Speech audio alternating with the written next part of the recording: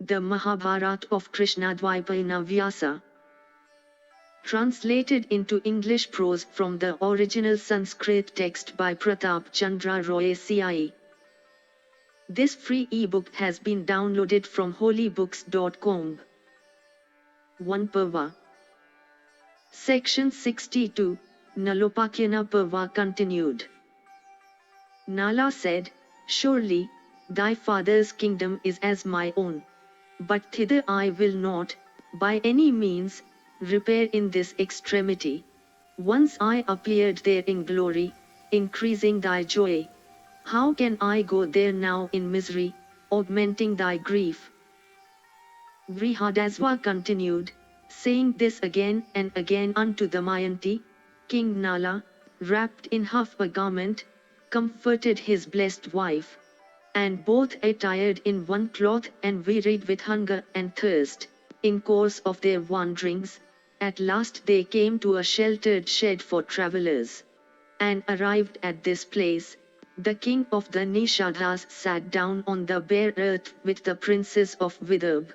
And wearing the same piece of cloth with Damayanti, and dirty and haggard, and stained with dust, he fell asleep with Damayanti on the ground in weariness.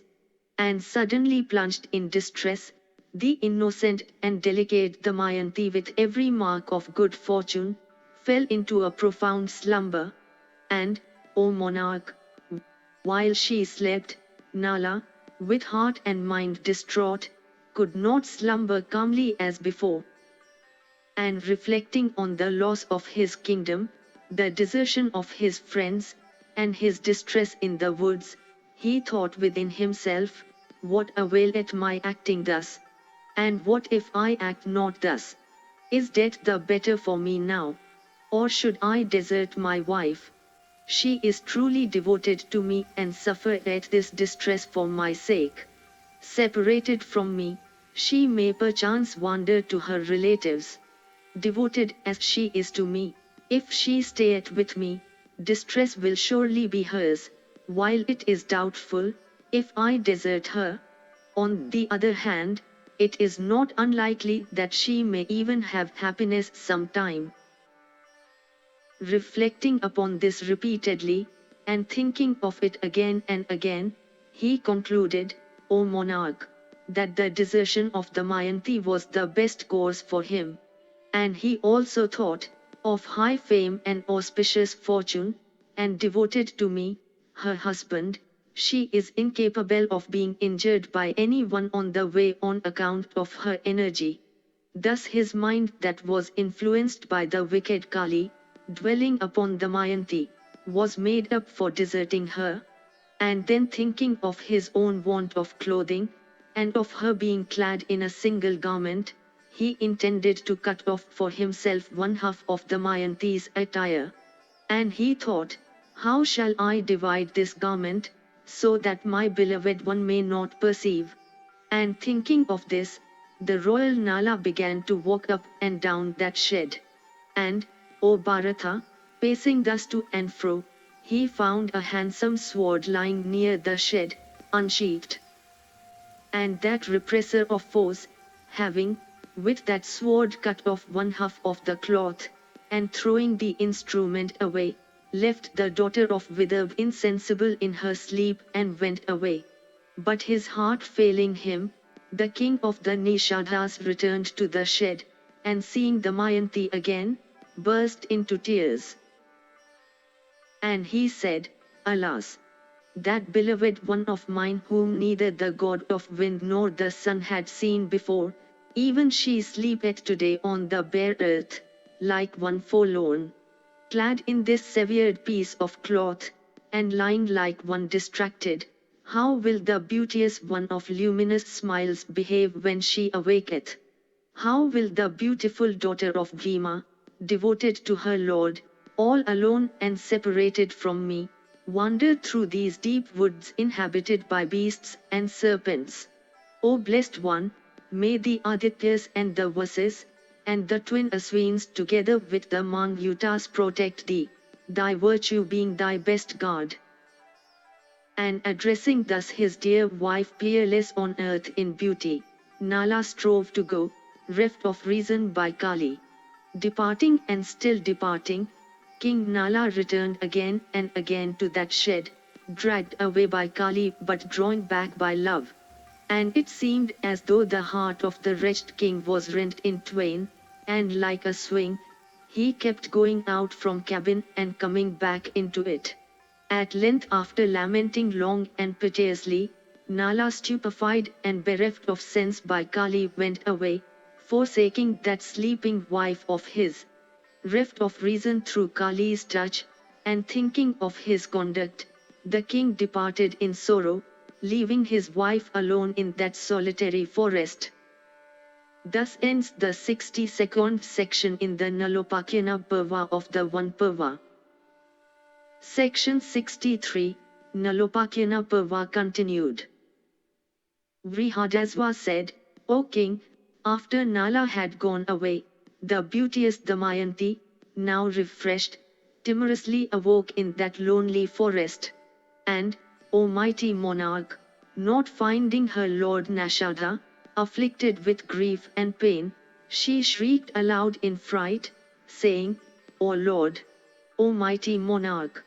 O husband, dost thou desert me? O, I am lost and undone, frightened in this desolate place. O illustrious prince, thou art truthful in speech, and conversant with morality. How hast thou then, having pledged thy word, deserted me asleep in the woods? O, why hast thou deserted thy accomplished wife, even devoted to thee, particularly one that hath not wronged thee, though wronged thou hast been by others? O king of men, it behoveth thee to act faithfully, according to those words thou hadst spoken unto me before in the presence of the guardians of the worlds. O bull among men, that thy wife liveth even a moment after thy desertion of her, is only because mortals are decreed to die at the appointed time. O bull among men, enough of this joke. Irrepressible one, I am terribly frightened. O Lord, show thyself. I see thee. I see thee, O king. Thou art seen. O Nashadha. Hiding thyself behind those shrubs, why dost thou not reply unto me? It is cruel of thee, O great king, that seeing me in this plight and so lamenting, thou dost not, O king, approach and comfort me. I grieve not for myself, nor for anything else. I only grieve to think how thou wilt pass thy days alone, O king. In the evening, oppressed with hunger and thirst and fatigue, underneath the trees, how wilt it fare with thee when thou sayest me not? And then Damayanti, afflicted with anguish and burning with grief, began to rush hither and thither, weeping in woe. And now the helpless princess sprang up, and now she sunk down in stupor, and now she shrank in terror, and now she wept and wailed aloud. And Bhima's daughter, devoted to her husband, burning in anguish and sighing evermore, and faint and weeping, exclaimed, that being through whose imprecation the afflicted Nashadha suffereth this woe, shall bear grief that is greater than ours. May that wicked being who hath brought Nala of sinless heart this, lead a more miserable life bearing greater ills. Thus lamenting, the crowned consort of the illustrious king began to seek her lord in those woods, inhabited by beasts of prey. And the daughter of Bhima, wailing bitterly, wandered hither and thither like a maniac, exclaiming, Alas! Alas! O king! And as she was wailing loudly like a female osprey, and grieving and indulging in piteous lamentations unceasingly, she came near a gigantic serpent. And that huge and hungry serpent thereupon suddenly seized Bhima's daughter, who had come near and was moving about within its range. And folded within the serpent's coils and filled with grief, she still wept, not for herself but for Nashadha. And having sprinkled her body with water and fed and comforted her, O Bharata, he addressed her saying, O thou with eyes like those of a young gazelle, who art thou? And why also hast thou come into the woods? And, O beauteous one, how hast thou fallen into this extreme misery? And having sprinkled her body with water and fed and comforted her, O Bharata, he addressed her saying, O thou with eyes like those of a young gazelle, who art thou? And why also hast thou come into the woods? And, O beauteous one, how hast thou fallen into this extreme misery? And thus accosted, O monarch, by that man, Damayanti, O Bharata, related unto him all that had happened. And beholding that beautiful woman clad in half a garment, with deep bosom and round hips, and limbs delicate and faultless, and face resembling the full moon, and eyes graced with curved eyelashes, and speech sweet as honey, the hunter became inflamed with desire. And afflicted by the god of love, the huntsman began to soothe her in winning voice and soft words. And as soon as the chaste and beauteous Damayanti, beholding him, understood his intentions, she was filled with fierce wrath and seemed to blaze up in anger. But the wicked-minded wretch, burning with desire, became wroth, attempted to employ force upon her, who was unconquerable as a flame of blazing fire. And Damayanti, already distressed upon being deprived of husband and kingdom, in that hour of grief beyond utterance, cursed him in anger, saying, I have never even thought of any other person than Nashadha, therefore let this mean-minded wretch subsisting on chase, fall down lifeless.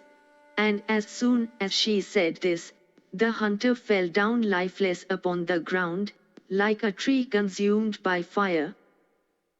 Thus ends the 63rd section in the Nalopakyana Parva of the Vana Parva. Section 64, Nalopakyana Parva continued. Vrihadasva continued, having destroyed that hunter, Damayanti of eyes like lotus leaves, went onwards through that fearful and solitary forest ringing with the chirp of crickets.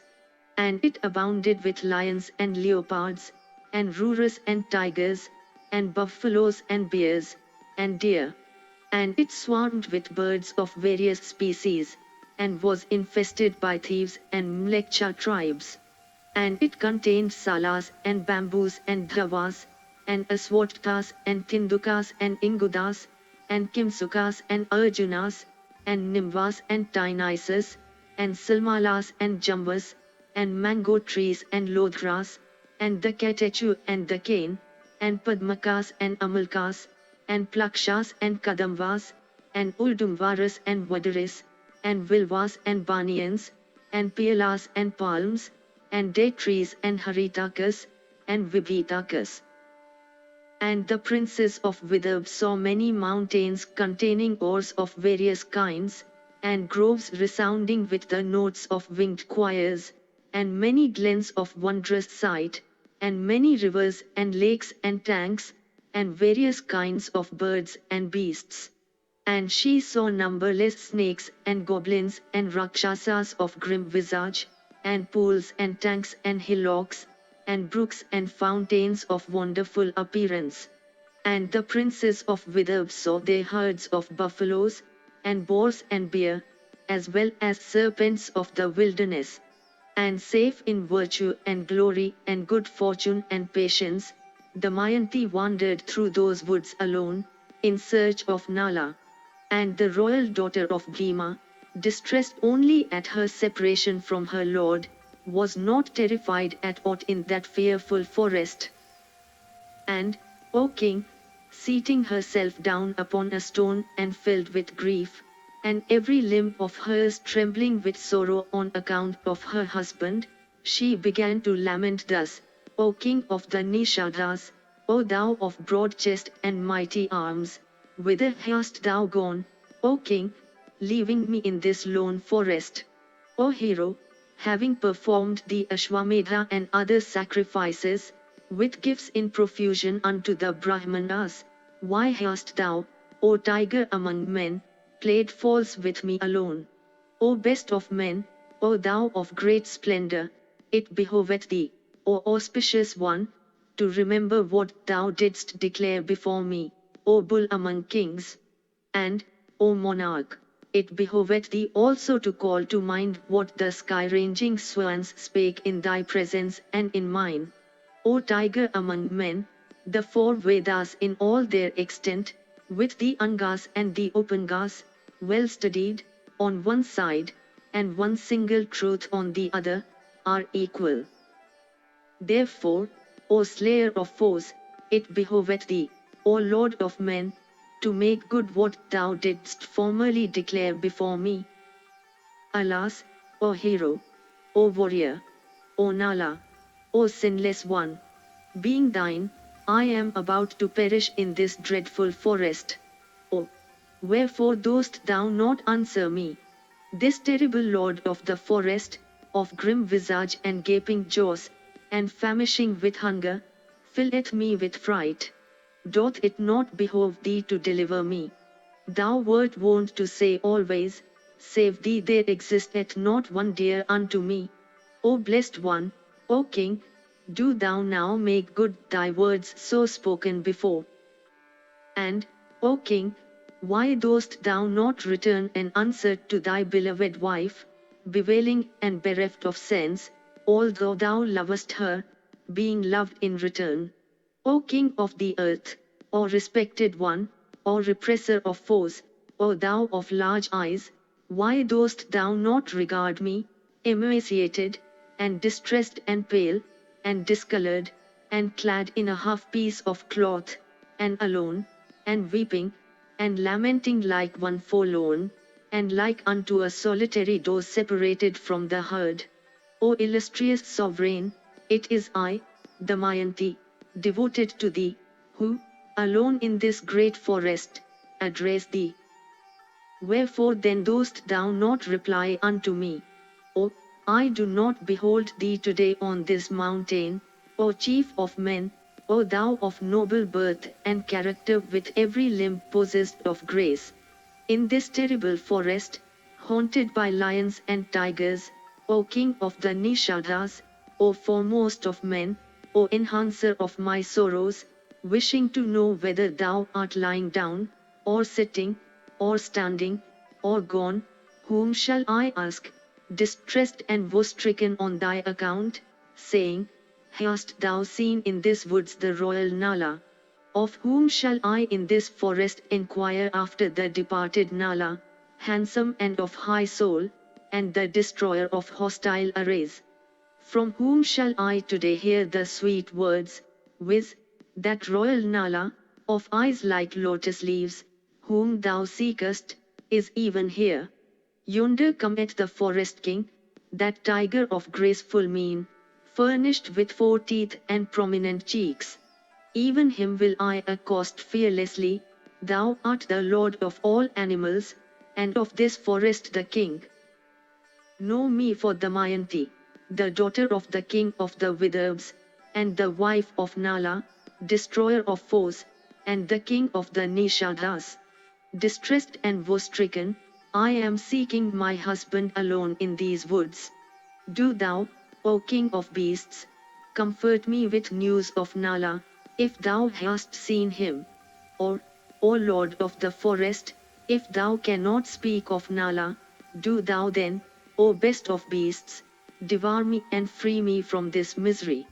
Alas! Hearing my plaintive appeal in the wilderness, this king of beasts heedeth me not, but hieth to the crystal river that rolleth towards the sea.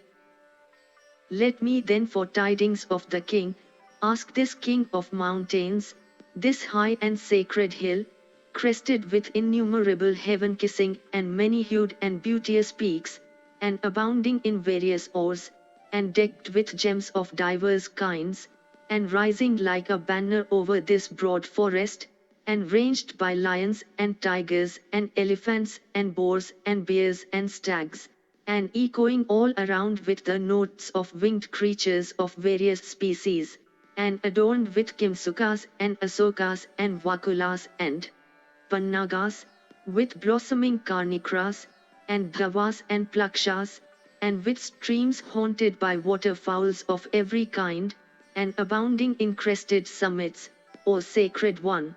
O best of mountains! O thou of wondrous sight! O celebrated hill! O refuge of the distressed! O highly auspicious one! I bow to thee, O pillar of the earth! Approaching, I bow to thee. Know me for a king's daughter, and a king's daughter-in-law, and king's consort, Damayanti by name. That lord of earth who ruleth the Vidarbhas, that mighty warrior King Bhima by name, who protecteth the four orders, is my sire. That best of kings celebrated the Rajasuya and Ashwamedha sacrifices, with profuse gifts to the Brahmanas.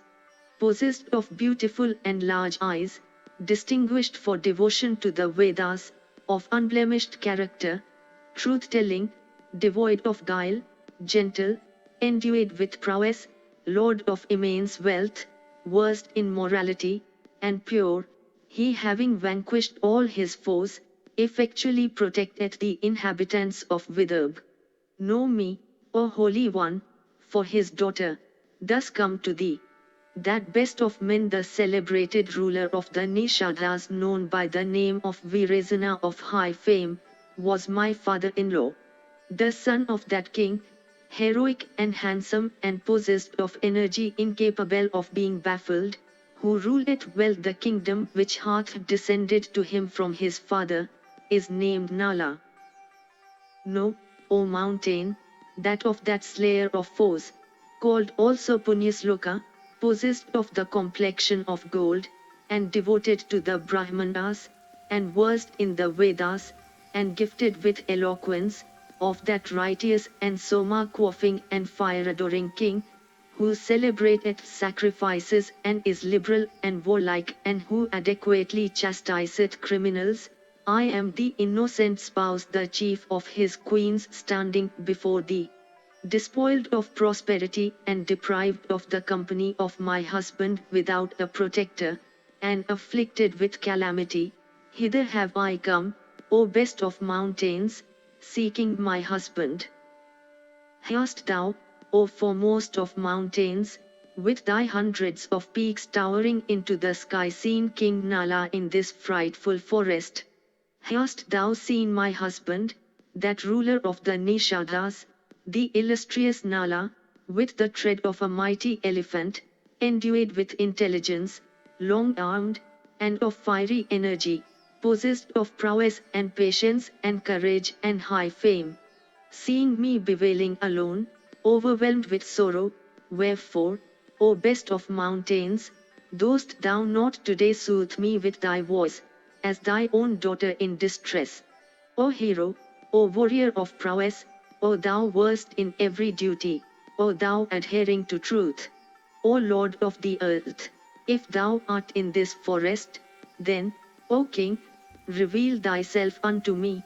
O, when shall I again hear the voice of Nala, gentle and deep as that of the clouds, that voice, sweet as Amrita, of the illustrious king, calling me Vidava's daughter, with accents distinct and holy and musical as the chanting of the Vedas, and rich, and soothing all my sorrows?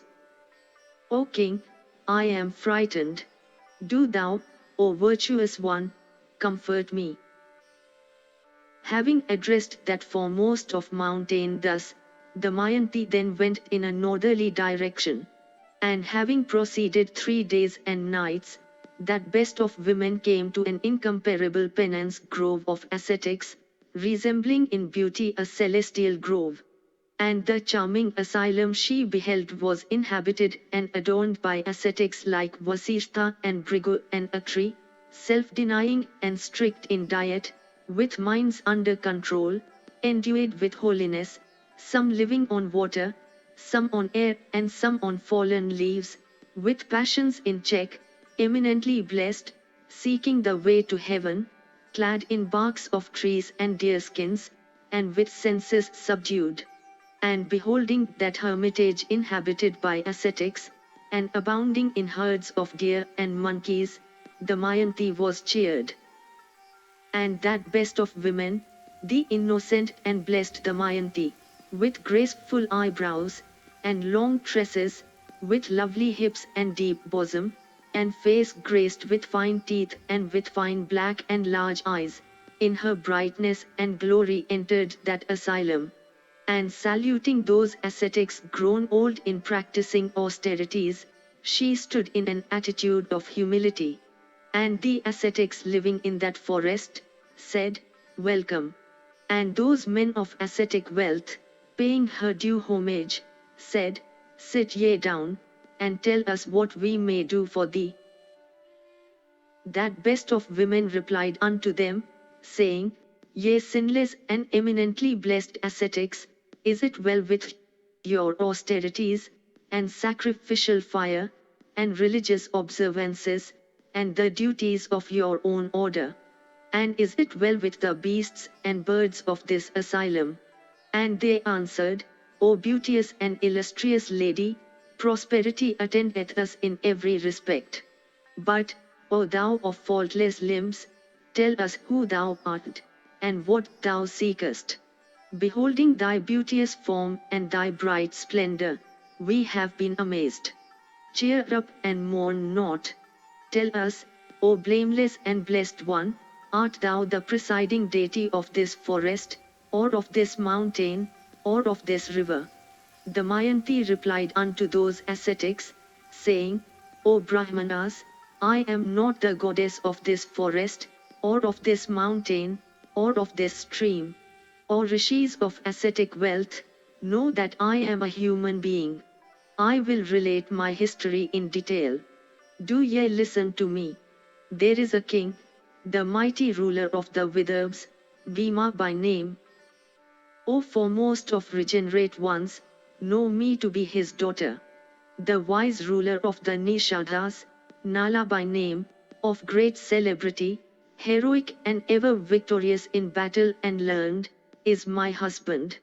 Engaged in the worship of the gods, devoted to the twice-born ones, the guardian of the line of the Nishadas, of mighty energy, possessed of great strength, truthful, conversant with all duties, wise, unwavering in promise, the crusher of foes, devout, serving the gods, graceful, the conqueror of hostile towns, that foremost of kings, Nala by name, equal in splendor unto the Lord of celestials, the slayer of foes, possessed of large eyes, and a face resembling the full moon, is my husband.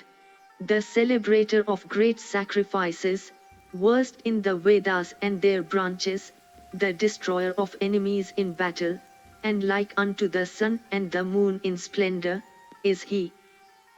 That king, devoted to truth and religion, was summoned to dice by certain deceitful persons of mean mind and uncultured soul and of crooked ways, and skillful in gambling, and was deprived of wealth and kingdom.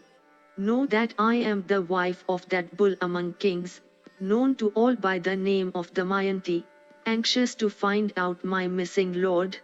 In sadness of heart am I wandering among woods and mountains, and lakes and rivers, and tanks and forests, in search of that husband of mine Nala, skilled in battle, high-souled and well-versed in the use of weapons.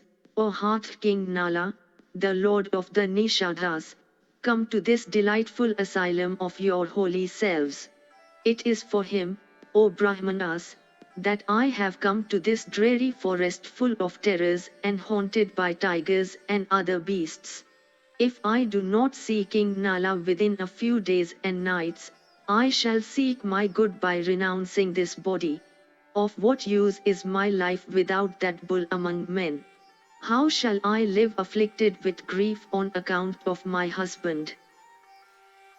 Unto Bhima's daughter, Damayanti, thus lamenting forlorn in that forest, the truth-telling ascetics replied, saying, "O blessed and beauteous one, we see by ascetic power that the future will bring happiness to thee, and that thou wilt soon behold Nashada. O daughter of Bhima, thou wilt behold Nala, the lord of the Nishadas, the slayer of foes, and the foremost of the virtuous freed from distress. And O blessed lady, thou wilt behold the king thy lord freed from all sins and decked with all kinds of gems, and ruling the self-same city, and chastising his enemies, and striking terror into the hearts of foes, and gladdening the hearts of friends, and crowned with every blessing. Having spoken unto that princess the beloved queen of Nala, the ascetics with their sacred fires and asylum vanished from sight. And beholding that mighty wonder, the daughter-in-law of King Virasena, the Mayanti of faultless limbs, was struck with amazement. And she asked herself, was it a dream that I saw? What an occurrence hath taken place? Where are all those ascetics? And where is that asylum? Where further is that delightful river of sacred waters, the resort of divers kinds of fowls? And where again are those charming trees decked with fruits and flowers? And after thinking so for some time, Bhima's daughter, the Mayanti of sweet smiles, melancholy and afflicted with grief on account of her lord, lost the color of her face again. And going to another part of the wood, she saw an asoka tree. And approaching that first of trees in the forest, so charming with blossoms and its load of foliage, and resounding with the notes of birds, the Mayanti, with tears in her eyes and accents choked in grief, began to lament, saying, "Oh, this graceful tree in the heart of the forest, decked in flowers, looketh beautiful, like a charming king of hills. O beauteous Asoka, do thou speedily free me from grief. Hast thou seen King Nala, the slayer of foes and the beloved husband of the Mayanti, freed from fear and grief and obstacles? Hast thou seen my beloved husband, the ruler of the Nishadas, clad in half a piece of cloth, with delicate skin, that hero afflicted with woe and who hath come into this wilderness? O Asoka tree, do thou free me from grief. O Asoka, vindicate thy name, for Asoka meaneth destroyer of grief." And going round that tree thrice, with an afflicted heart, that best of women, Bhima's daughter, entered a more terrible part of the forest. And wandering in quest of her lord, Bhima's daughter beheld many trees and streams and delightful mountains, and many beasts and birds and caves, and precipices, and many rivers of wonderful appearance. And as she proceeded she came upon a broad way where she saw with wonder, a body of merchants with their horses and elephants, landing on the banks of a river full of clear and cool water, and lovely and charming to behold, and broad and covered with bushes of canes, and echoing with the cries of cranes and ospreys and chakravakas, and abounding in tortoises and alligators and fishes, and studded with innumerable islets. And as soon as she saw that caravan, the beauteous and celebrated wife of Nala, wild like a maniac, oppressed with grief, clad in half a garment, lean and pale and smutted and with hair covered with dust, drew near and entered into its midst. And beholding her some fled in fear, and some became extremely anxious, and some cried aloud and some laughed at her, and some hated her. And some, O Bharata, felt pity for and even addressed her, saying, O blessed one, who art thou, and whose? What seekest thou in the woods? Seeing thee here we have been terrified. Art thou human? Tell us truly, O blessed one, if thou art the goddess of this wood or of this mountain or of the points of the heaven. We seek thy protection. Art thou a female Yaksh, or a female Rakshasa, or a celestial damsel? O thou of faultless features, do thou bless us wholly and protect us. And, O blessed one, do thou so act that this caravan may soon go hence in prosperity and that the welfare of all of us may be secured. thus addressed by that caravan, the Princess Damayanti, devoted to her husband and oppressed by the calamity that had befallen her, answered, saying, O leader of the caravan, ye merchants, ye youths, old men, and children, and ye that compose this caravan, know me for a human being. I am the daughter of a king, and the daughter-in-law of a king, and the consort also of a king, eager for the sight of my lord. The ruler of the Vidarbhas is my father, and my husband is the lord of the Nishadas, named Nala. Even now I am seeking that unvanquished and blessed one. If ye have chanced to see my beloved one, King Nala, that tiger among men, that destroyer of hostile hosts, oh tell me quick. Thereupon the leader of that great caravan, named Suchi, replied unto the Damayanti of faultless limbs, saying, O blessed one, listen to my words. O thou of sweet smiles, I am a merchant and the leader of this caravan. O illustrious lady, I have not seen any man of the name of Nala. In this extensive forest uninhabited by men, there are only elephants and leopards and buffaloes, and tigers and bears and other animals. Except thee, I have not met with any man or woman here, so help us now Manibhadra, the king of Yakshas. Thus addressed by them, she asked those merchants as well as the leader of the host, saying, It behoveth you to tell me whither this caravan is bound. The leader of the band said, O daughter of a great king, for the purpose of profit this caravan is bound direct for the city of Suvao, the truth-telling ruler of the Chedis. Thus ends the 64th section in the Nalopakyana Parva of the Vana Parva. Section 65, Nalopakyana Parva continued. Vrihadasva said, having heard the words of the leader of that caravan, Damayanti of faultless limbs proceeded with that caravan itself, anxious to behold her lord. And after having proceeded for many days, the merchants saw a large lake, fragrant with lotuses in the midst of that dense and terrible forest.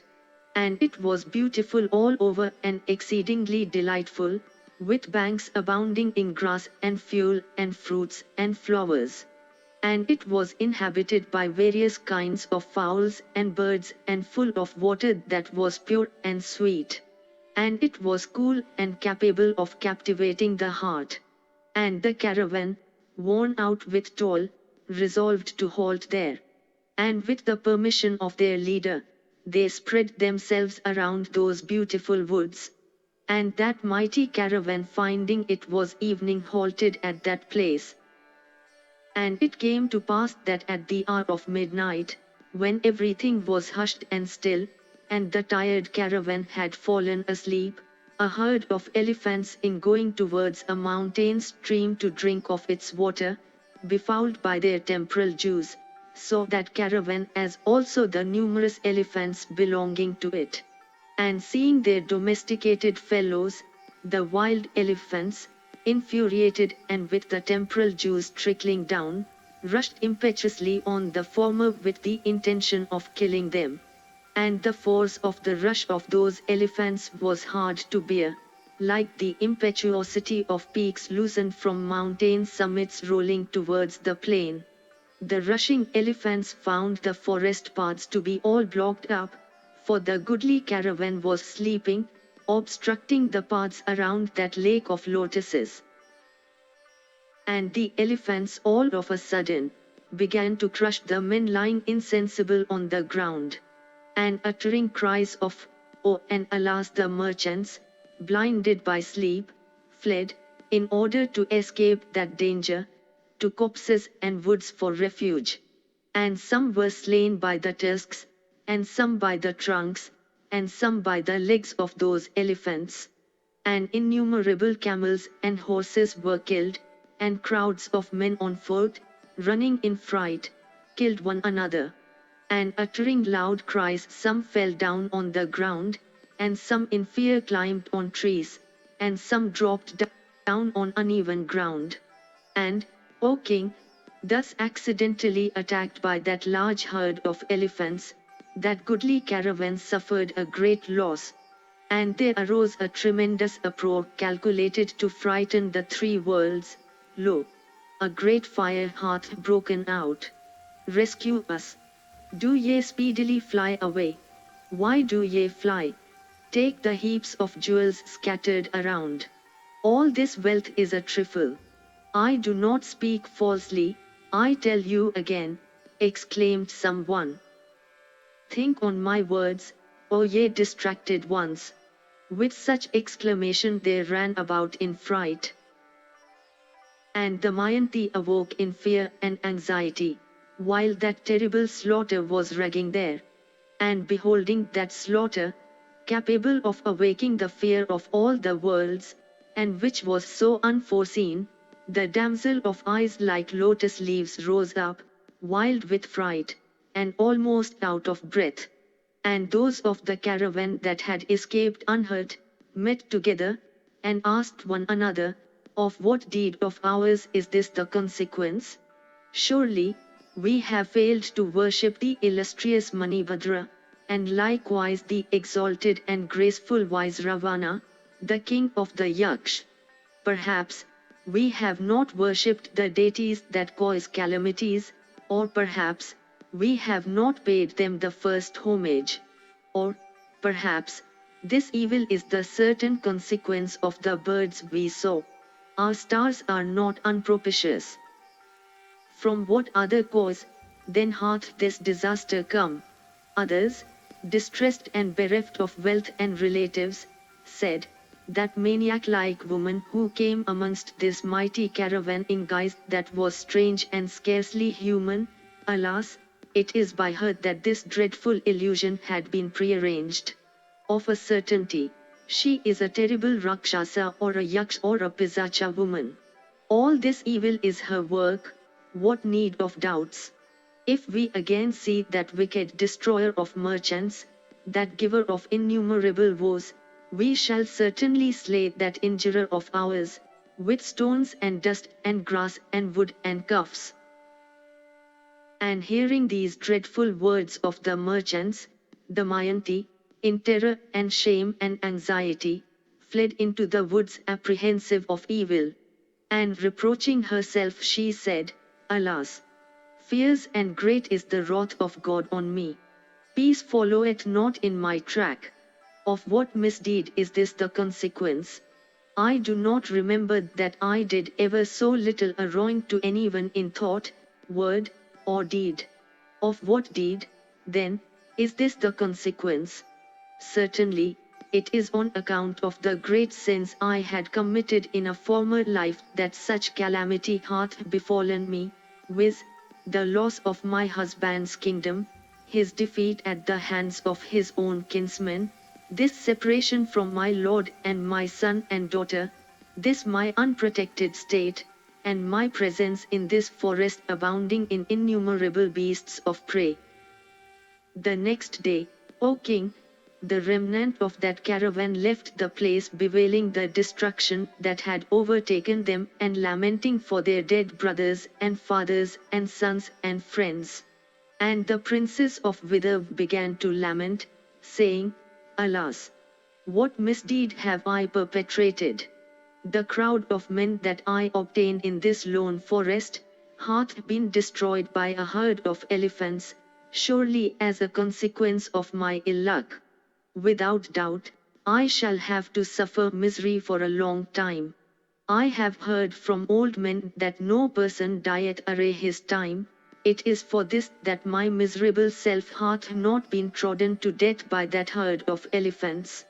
Nothing that befalleth men is due to anything else than destiny, for even in my childhood I did not commit any such sin in thought, word, or deed, whence might come this calamity. Methinks, I suffered this severance from my husband through the potency of those celestial Lokpalas, who had come to the Swayamvara but whom I disregarded for the sake of Nala. Bewailing thus, O tiger among kings, that excellent lady, Damayanti, devoted to her husband, went, oppressed with grief and pale as the autumnal moon, with those Brahmanas versed in the Vedas that had survived the slaughter of the caravan. And departing speedily, towards evening, the damsel came to the mighty city of the truth-telling Suvao, the king of the Chedis. And she entered that excellent city clad in half a garment. And the citizens saw her as she went, overcome with fear and lean, melancholy, her hair dishevelled and soiled with dust, and maniac-like. And beholding her enter the city of the king of the Chedis, the boys of the city, from curiosity, began to follow her. And surrounded by them, she came before the palace of the king. And from the terrace the queen mother saw her surrounded by the crowd. And she said to her nurse, "Go and bring that woman before me. She is forlorn and is being vexed by the crowd. She hath fallen into distress and standeth in need of succor. I find her beauty to be such that it illumineth my house. The fair one, though looking like a maniac, seemeth a very Shri with her large eyes." Thus commanded, the nurse went out and dispersing the crowd brought Damayanti to that graceful terrace. And struck with wonder, "O king," she asked Damayanti, saying, "afflicted though thou art with such distress, thou ownest a beautiful form. Thou shinest like lightning in the midst of the clouds. Tell me who thou art, and whose. O thou possessed of celestial splendor, surely, thy beauty is not human, bereft though thou art of ornaments. And although thou art helpless, yet thou art unmoved under the outrage of these men." Hearing these words of the nurse, the daughter of Bhima said, "Know that I am a female belonging to the human species and devoted to my husband. I am a serving woman of good lineage. I live wherever I like, subsisting on fruit and roots, and without a companion, and stay where evening overtaketh me. My husband is the owner of countless virtues, and was ever devoted to me. And I also, on my part, was deeply attached to him, following him like his shadow. It chanced that once he became desperately engaged at dice. Defeated at dice, he came alone into the forest. I accompanied my husband into the woods, comforting the hero clad in a single piece of cloth and maniac-like and overwhelmed with calamity. Once on a time for some cause, that hero, afflicted with hunger and thirst and grief, was forced to abandon that sole piece of covering in the forest. Destitute of garment and maniac-like and deprived of his senses as he was, I followed him, myself in a single garment. Following him, I did not sleep for nights together. Thus passed many days, until at last while I was sleeping, he cut off half of my cloth, and forsook me who had done him no wrong. I am seeking my husband but unable to find him who is of hue like the filaments of the lotus. Without being able to cast my eyes on that delight of my heart, that dear Lord who owneth my heart and resembleth the celestials, in mean, day and night do I burn in grief." Unto Bhima's daughter thus lamenting with tearful eyes and afflicted and speaking in accents choked in grief, the Queen Mother herself said, "O blessed damsel, do thou stay with me. I am well pleased with thee. O fair lady, my men shall search for thy husband. Or, perhaps, he may come here of his own accord in course of his wanderings. And, O beautiful lady, residing here thou wilt regain thy lost lord." Hearing these words of the Queen Mother, Damayanti replied, "O mother of heroes, I may stay with thee on certain conditions. I shall not eat the leavings on any dish, nor shall I wash anybody's feet, nor shall I have to speak with other men. And if anybody shall seek me as a wife or mistress, he should be liable to punishment at thy hands." And further, should he solicit me over and over again, that wicked one should be punished with death. This is the vow I have made. I intend to have an interview with those Brahmanas that will set out to search for my husband. If thou canst do all this, I shall certainly live with thee. If it is otherwise, I cannot find it in my heart to reside with thee.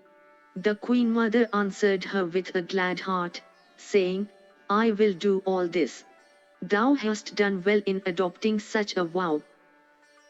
Vrihadasva continued, O king, having spoken so unto the daughter of Bhima, the Queen Mother, O Bharata, said to her daughter named Sunanda, O Sunanda, accept this lady like a goddess as thy Sairindri. Let her be thy companion, as she is of the same age with thee. Do thou, with heart free from care, always sport with her in joy. And Sunanda cheerfully accepted Damayanti and led her to her own apartment accompanied by her associates. And treated with respect, Damayanti was satisfied, and she continued to reside there without anxiety of any kind, for all her wishes were duly gratified. Thus ends the 65th section in the Nalopakyana Parva of the Vana Parva. Section 66, Nalopakyana Parva continued. Vrihadasva said, O monarch, having deserted Damayanti, King Nala saw a mighty conflagration that was raging in that dense forest. And in the midst of that conflagration, he heard the voice of some creature, repeatedly crying aloud, O righteous Nala, come hither. And answering, Fear not, he entered into the midst of the fire and beheld a mighty Naga lying in coils. And the Naga with joined hands, and trembling, spake unto Nala, saying, O king, know that I am a snake, Calcutta by name. I had deceived the great Rishi Narada of high ascetic merit, and by him have I been cursed in wrath, O king of men, even in words such as these, stay thou here like an immobile thing, until one Nala taketh thee hence. And, indeed, on the spot to which he will carry thee, there shalt thou be freed from my curse. It is for that curse of his that I am unable to stir one step. I will instruct thee in respect of thy welfare. It behoveth thee to deliver me. I will be thy friend. There is no snake equal to me. I will be light in thy hands. Taking me up, do thou speedily go hence. Having said this, that prince of snakes became as small as the thumb. And taking him up, Nala went to a spot free from fire. Having reached an open spot where there was no fire, Nala intended to drop the serpent, upon which Calcutta again addressed him, saying, O king of the Nishadas, proceed thou yet, counting a few steps of thine.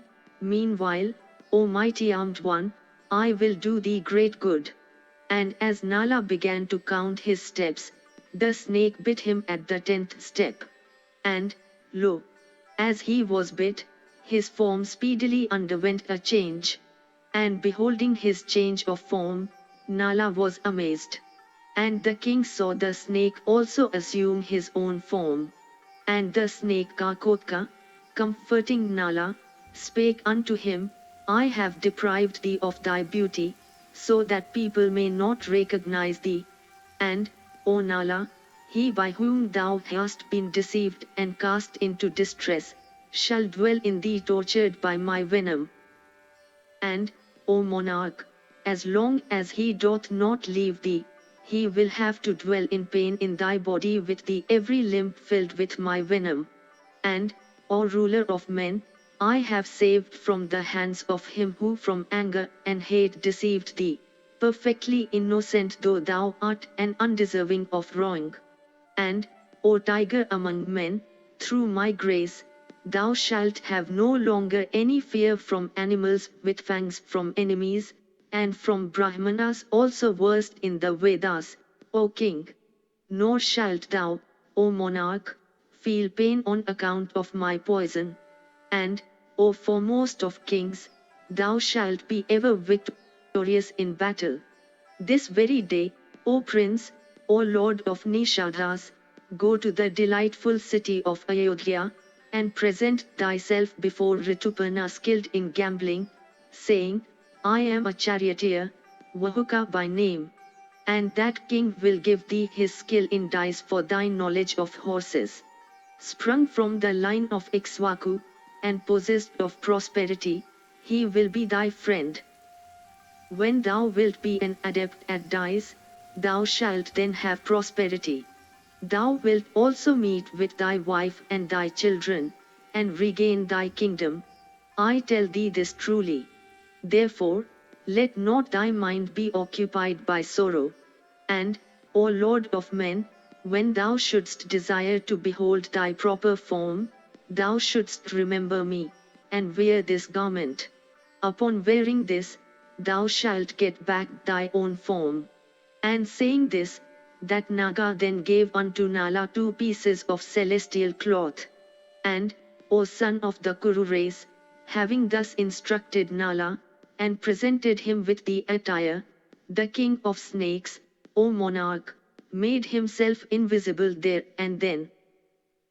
Thus ends the 66th section in the Nalopakyana Parva of the Vana Parva. Section 67, Nalopakyana Parva continued. Vrihadasva said, after the snake had vanished, Nala the ruler of the Nishadas, proceeded and on the 10th day entered the city of Rituparna. And he approached the king, saying, My name is Vahuka. There is no one in this world equal to me in managing steeds. My counsel also should be sought in matters of difficulty and in all affairs of skill. I also surpass others in the art of cooking.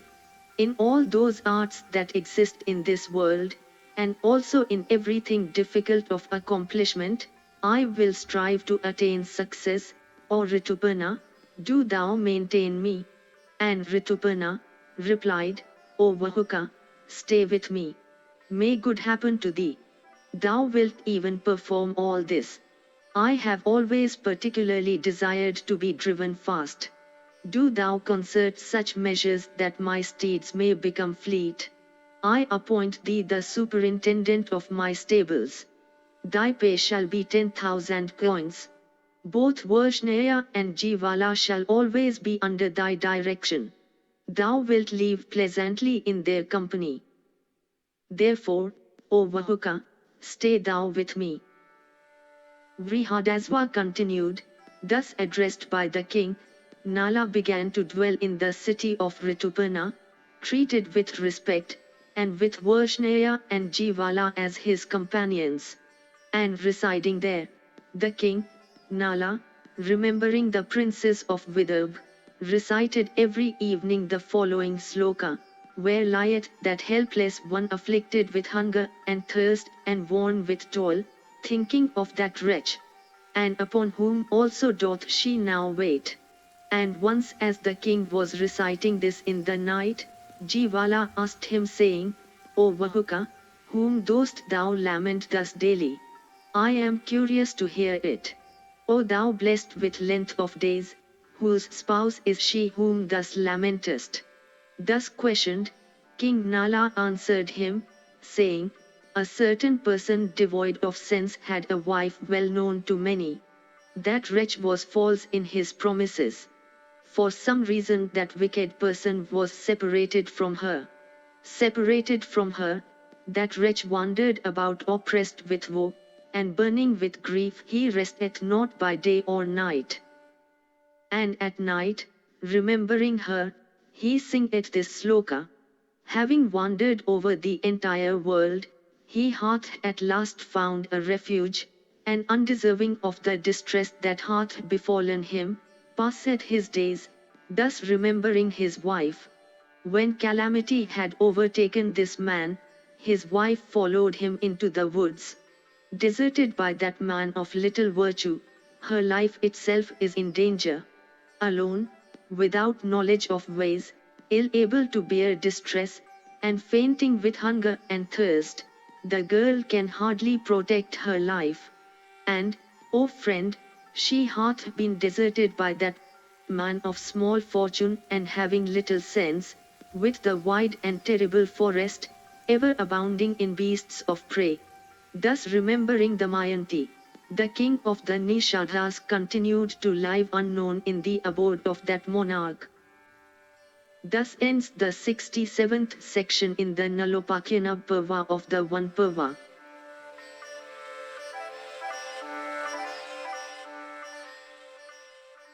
If you enjoyed this audiobook, please like and subscribe to be notified of when new audiobooks are uploaded.